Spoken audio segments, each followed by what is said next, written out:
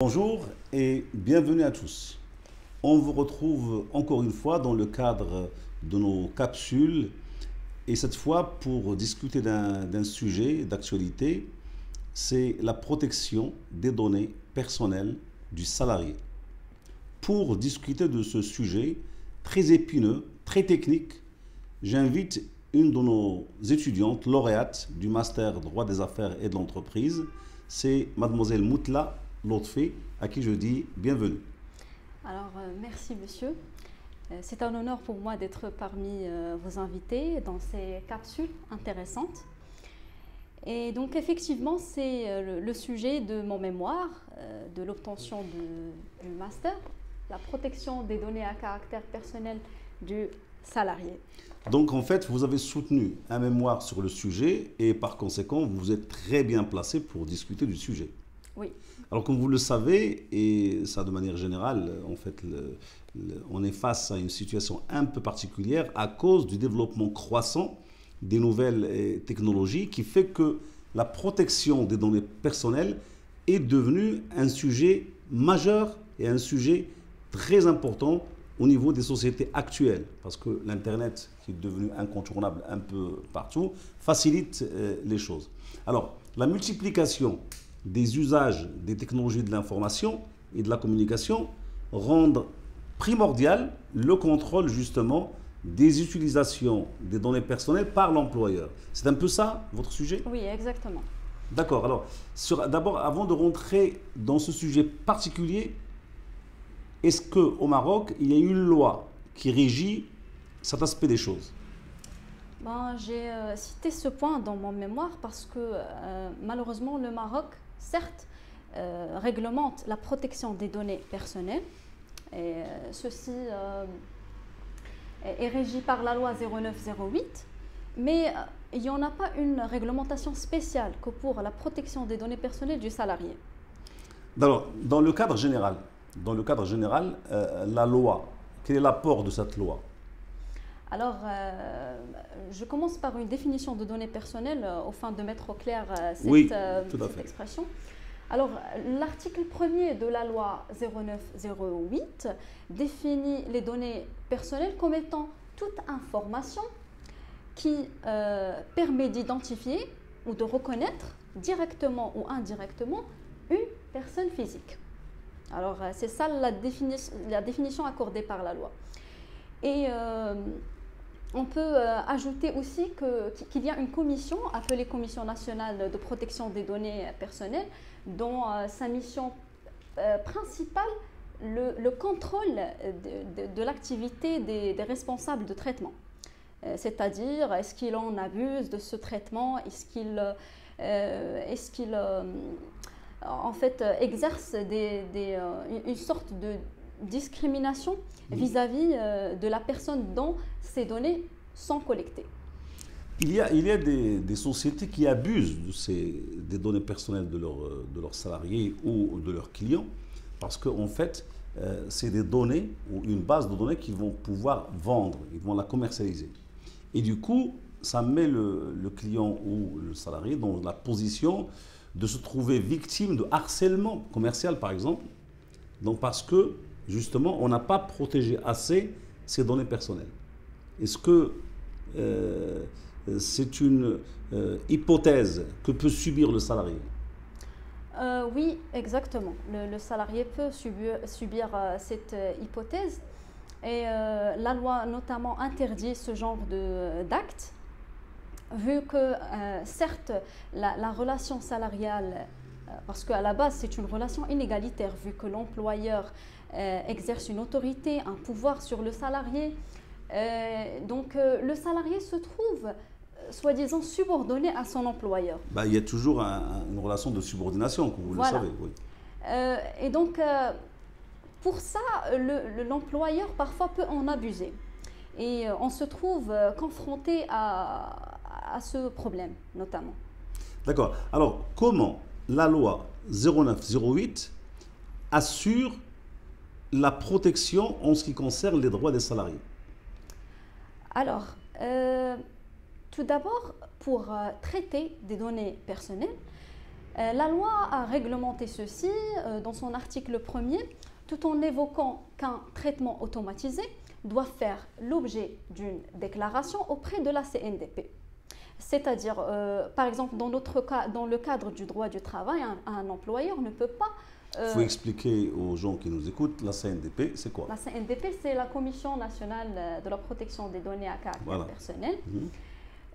Donc, un employeur ne peut pas collecter les données de son salarié sans avoir une déclaration, voire une autorisation auprès de la CNDP.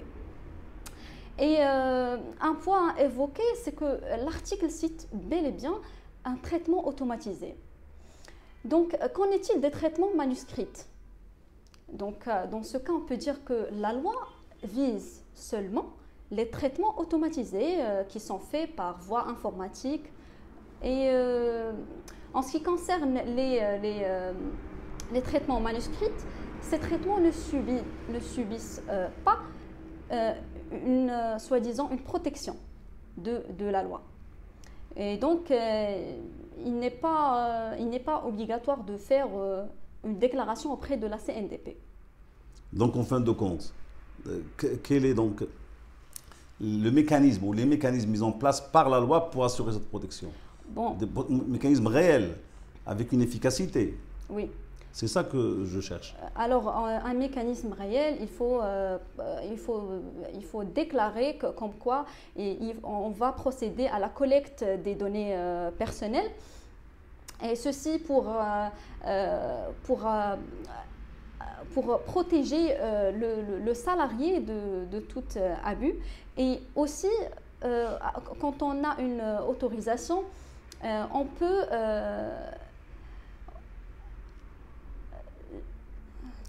On peut faire usage de l'information ou des données personnelles? Oui, voilà. Alors, je vais poser la question différemment. Quelles sont les obligations de l'employeur vis-à-vis de l'utilisation des données personnelles du salarié? Alors, malgré que l'employeur dispose d'un pouvoir patronal, si on peut dire... C'est un pouvoir patronal, mais ce n'est pas un pouvoir absolu non plus. Il y a quand même des paramètres. Oui, bien sûr, bien sûr. Oui, c'est ça le point. Apparemment, l'employeur, certes, il a un pouvoir, mais c'est un pouvoir soi-disant limité.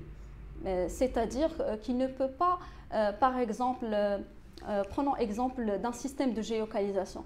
Un système de géolocalisation ne peut pas être utilisé pour des finalités autres que celles qui ont été déclarées auprès de la CNDP.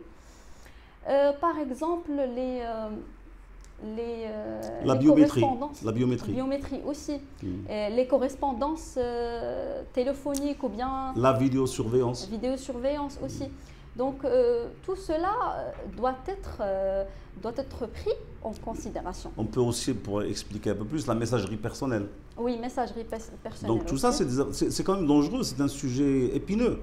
Donc c'est pour cela que je pense que la loi doit dépasser un peu sa timidité pour mettre en place un système plus franc et plus clair pour justement assurer cette protection. Oui, alors, je termine avec une question qui revient à dire quel est ou comment concilier entre le pouvoir patronal de l'employeur et la vie personnelle du salarié. Alors, d'après les recherches que j'ai faites, j'ai constaté qu'une conciliation soi-disant complète est impossible. Difficile à atteindre. Difficile à atteindre, voilà. Mais, parce qu'il dispose de l'information, il dispose. Oui, voilà.